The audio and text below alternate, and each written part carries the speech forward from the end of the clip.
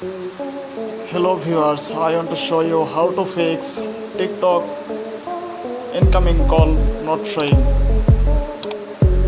Okay, let's start. Follow my all step.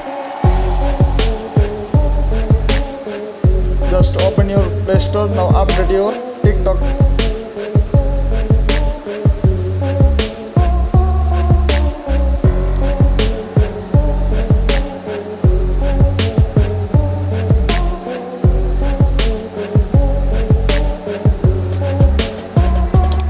I am already updated TikTok.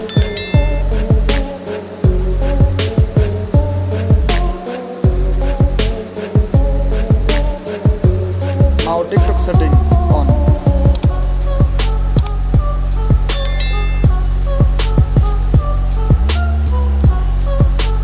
Storage, clear cache and clear data.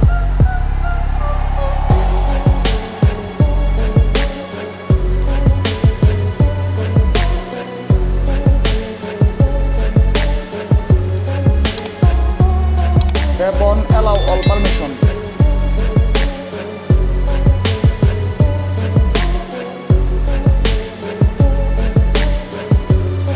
I am already allow all permission.